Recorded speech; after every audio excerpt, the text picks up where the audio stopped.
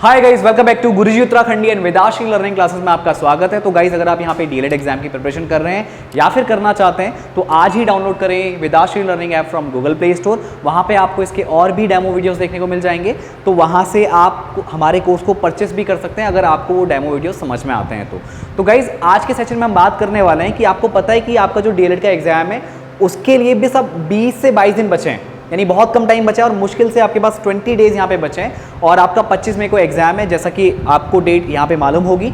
तो अब इस 20 डेज के अंदर आप किस तरह अपनी तैयारी को बढ़ा सकते हैं या किस तरह से रिवीजन कर सकते हैं, तो इसके ऊपर हम छोटी सी बात यहाँ पे करने वाले हैं, तो जो कि बहुत इंपॉर्टेंट है। तो गाइज, अगर आप लोग ये वीडियो देख रहे हैं तो वीडियो को लास्ट तक देखिएगा, और अगर आप डीएलएड के एग्जाम की प्रिपरेशन कर रहे हैं तो ये वीडियो आप ही के लिए है। इसके अलावा अगर कोई नए लोग यहाँ पे इस वीडियो को देख रहे हैं तो उनका यहाँ पे टाइम वेस्ट है, तो वो लोग इस वीडियो को यहाँ पे ना देखें।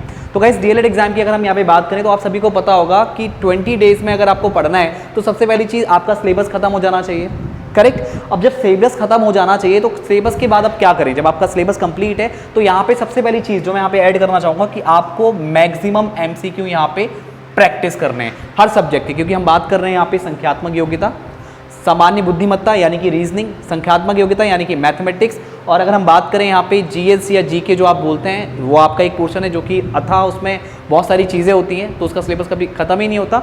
और चौथी जो हम बात करने वाले हैं वो है आपका टीचिंग एप्टीट्यूड, जिसको कि आप पेडागॉजी सेक्शन भी यहाँ पे बोलते हैं। तो ये चार आपके यहाँ पे पार्ट्स हैं, तो उन सभी के आपको जितने ज़्यादा आप यहाँ पे एमसीक्यूज देख सकते हैं अब उतना ज़्यादा आपके लिए अच्छा होगा। हालांकि अगर आप ये चीज़ स्टार्टिंग से कर रहे होते तो मैं आपको नहीं बोलता कि आपको एमसीक्यूज़ पे ज़्यादा फोकस करना चाहिए, क्योंकि उस समय कॉन्सेप्ट बहुत ज़रूरी है। और इस समय जब हम बात कर रहे हैं यहाँ पे कि आपका 20 डेज बचे हैं, तो इन 20 डेज में जो आपके लिए बेस्ट चीज़ हो सकती है वो हो सकती है सबसे ज़्यादा कि आप जितने टॉपिक्स पे यहाँ पे एमसीक्यू सॉल्व करेंगे तो उतना ज़्यादा आपको यहाँ पे फ़ायदा होने वाला है। दूसरी चीज़ जो हम यहाँ पे बात करने वाले हैं वो ये है कि जो लोग यहाँ पे सोचते हैं कि लास्ट टाइम आ चुका है तो ज़्यादा पढ़ेंगे, तो एक वो चीज़ वो अपने दिमाग से निकाल दें। ज़्यादा पढ़ना है लेकिन पढ़ना कैसे है उसके ऊपर बात करने वाले हैं। तो अगर आपके पास अब 20 दिन है तो पहली चीज़ जो आप ज़्यादा पढ़ेंगे, आप प्लान कर रहे हैं तो ज़्यादा पढ़ेंगे को प्लान तो करना है लेकिन उसमें अपनी नींद को डिस्टर्ब नहीं करना है। यानी मान लीजिए जो लोग रात को देर तक पढ़ते हैं, अगर वो कहते हैं कि नहीं यार रात को देर तक भी पढ़ेंगे और सुबह जल्दी उठ के भी पढ़ेंगे, तो वो बहुत बड़ी गलती करने वाले हैं। क्योंकि जब आप रात को लेट में सोते हो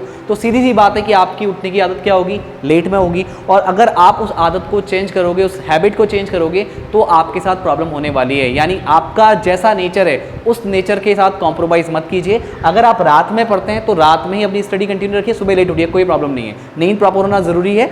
और दूसरी चीज़, जो लोग सुबह उठते हैं जिनकी आदत है वो लोग अपने रूटीन को चेंज ना करें, मतलब वो तो अपना उनका रूटीन सबसे बेस्ट है, वो चेंज भी नहीं करेंगे, ये बात मुझे बोलनी नहीं चाहिए। क्योंकि अगर वो सुबह उठते आ रहे हैं और सुबह 4 बजे उठ के पढ़ते हैं तो जल्दी सोते होंगे ऑब्वियसली, तो उनका तो टाइम बेस्ट है, उनको तो कोई चेंजेस करने की जरूरत नहीं। बट हाँ, कुछ लोग ये सोचते हैं कि नहीं हम देर में सोते हैं और जल्दी उठ जाएं उसके बाद, तो वो पॉसिबल नहीं है। अगर आप ऐसा चेंज करने की कोशिश करेंगे तो आप ही को नुकसान यहाँ पे होने वाला है। मतलब आप टाइम बचाना चाहते हैं और ज़्यादा पढ़ना चाहते हैं तो आपको पता होगा कि इन 20 डेज में आपको सिर्फ इसी पार्ट में एक्टिव रहना है, यानी आप जो स्टडी कर रहे हैं उसी पोर्शन में आपको बिजी रहना है। हो सकता है यहाँ पे काफ़ी हाउसवाइफ हो या और भी लोग जो मतलब अपने जिस एज में वो हैं उनको उस एज के साथ साथ काफ़ी काम होते हैं, यानी पढ़ना भी है और भी बहुत सारे काम देखने हैं, तो वहाँ से आप अपने टाइम की कटौती कर सकते हैं। यानी अगर आपका जो यहाँ पे 20 डेज में सबसे इंपॉर्टेंट काम होना चाहिए वो पढ़ना होना चाहिए, तो आपको वहाँ से टाइम चुराना है। यानी कि आप जो अदर एक्टिविटीज़ में यहाँ पे बिजी हैं तो कोशिश कीजिए कि वहाँ से आपको टाइम मिले, तो उस टाइम को आप ज़्यादा पढ़ने से रिलेट कीजिए। यानी जो आपको वहाँ पे ज़्यादा टाइम मिल रहा है उसको आप पढ़ाई में फोकस करके लगाइए। यहाँ पे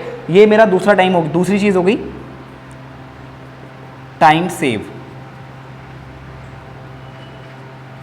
जो आपको टाइम सेव करना है वो आपको अदर एक्टिविटीज से चुराना है टाइम को और उसको पढ़ने में लगाना है, ठीक हो गया। तीसरी चीज़ जो मैं यहाँ पे कहना चाहूँगा वो ये है कि आपका जो पेपर होने वाला है वो 10 से लेके 12:30 के बीच में होने वाला है।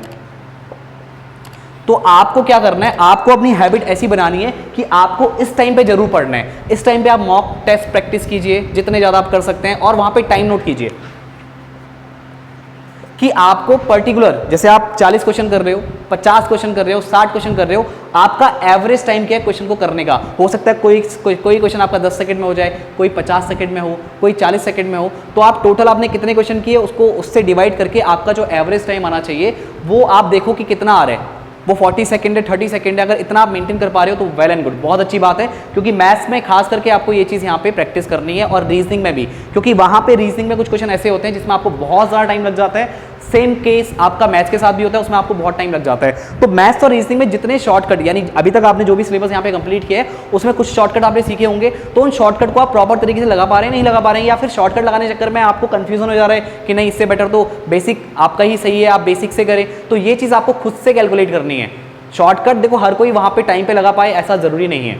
आपको स्मार्ट बनना है लेकिन ओवर स्मार्ट नहीं बनना है। अगर आप सोचते हैं कि आप बेसिक से क्वेश्चन कर रहे हैं और आपके 2-4 सेकंड ज़्यादा लग रहे हैं, कोई प्रॉब्लम नहीं, आप बेसिक से करिए, शॉर्टकट के चक्कर में मत पड़िए। और अगर आपको लगता है कि नहीं आप शॉर्टकट वहाँ पे सही तरह से लगा सकते हैं तो बिल्कुल कॉन्फिडेंट है, तभी आप शॉर्टकट का यूज़ करें। बट ध्यान रखें जो आपका एवरेज टाइम आए वो 40 to 50 सेकंड आ जाए, इस तरह से आप चीज़ों को यहाँ पे प्रैक्टिस करेंगे। और ये आपकी पेपर की टाइमिंग होने वाली है, और अगर इस टाइम में आप पेपर देते हैं तो आपको आइडिया लग जाएगा कि पेपर का जो टाइम है वो भी यही है, और उस टाइम पीरियड में आपके साथ क्या क्या एक्टिविटी होती हैं, यानी आपके साथ क्या क्या चीज़ें होती हैं। आपको नींद तो नहीं आ रही, आपको जो प्रॉब्लम्स होती है इस टाइम में, जैसे जो लोग इस टाइम पे नहीं पढ़ते हैं या वो ये टाइम उनके सोने का होता है, वैसे होना तो नहीं चाहिए, 10 से 12 जो 12:30 है वो आपका मॉर्निंग का ही टाइम है। तो इस टाइम पे तो आप जरूर प्रैक्टिस करें, क्योंकि इससे आपको आइडिया लग जाएगा कि आपको नींद तो नहीं आ रही है, आपके साथ कोई और प्रॉब्लम्स तो नहीं हो रही हैं। तो ये टाइम पे आप जरूर पढ़ें, क्योंकि लास्ट 20 डेज हैं, अगर इस टाइम पे आप फॉलो करते हैं, इस टाइम को आप करते हैं, इसको प्रैक्टिस में लेके आते हैं, तो आपको आपके पेपर में फ़ायदा होने वाला है। दूसरी चीज़, अगर हम इससे आगे की बात करें,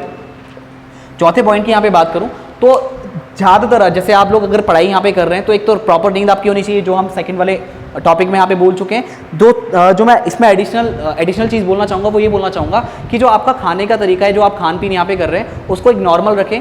यहाँ पे ज़्यादा मसालेदार वाली चीज़ें यहाँ पे ना खाएं, क्योंकि लास्ट 20 डेज हैं आपके पास, तो आप बीमार होने का खतरा तो यहाँ पे नहीं ले सकते, सीधी सी बात है। तो नॉर्मल डाइट रखिए, कुछ भी एक्स्ट्रा मत खाइए, अपनी डाइट को मेंटेन रखें।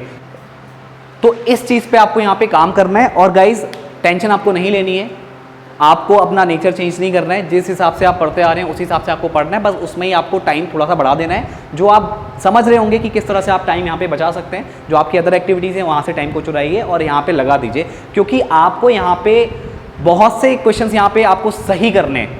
क्योंकि नंबर ऑफ क्वेश्चन अगर कम सही होंगे तो आपको पता है कि आपका सिलेक्शन नहीं होने वाला है, बट जितने ज़्यादा आपके क्वेश्चन यहाँ पे सही हो जाएंगे, यानी जितने ज़्यादा आप एमसीक्यू यहाँ पे प्रैक्टिस कर लेंगे, उतने ज़्यादा कॉन्सेप्ट आपको देखने को मिलेंगे और आपके सारे कॉन्सेप्ट यहाँ पे रिवाइज होते चले जाएंगे। क्योंकि लास्ट के डेज में आपको ज़्यादा से ज़्यादा एमसीक्यू यहाँ पे प्रैक्टिस करना है, ये बात मैं आपको ऑलरेडी यहाँ पे बोल चुका हूँ। तो अगर आप इन 5 चीज़ों को यहाँ पे फॉलो कर लेंगे, और सबसे बेस्ट तो मैं आपको यहाँ पे ये कहना चाहूँगा कि इस टाइम पे आप जरूर पढ़ें, क्योंकि ये टाइम आपको काफ़ी हेल्प करने वाला है। तो आई होप गाइज ये सारी चीज़ें आपको ढंग से समझ में आ गई होंगी, और भी अगर आपके कोई डाउट्स हैं तो आप हमें कमेंट सेक्शन में बता सकते हैं। और अगर कोई टॉपिक आपको क्लियर नहीं है तो उन टॉपिक्स पे ऑलरेडी हम यहाँ पे वीडियोस अपलोड कर रहे हैं, आप यहाँ पे लगातार हमारी वीडियोस देख रहे हैं, बहुत सारा प्यार भी दे रहे हैं, उसके लिए बहुत बहुत थैंक यू।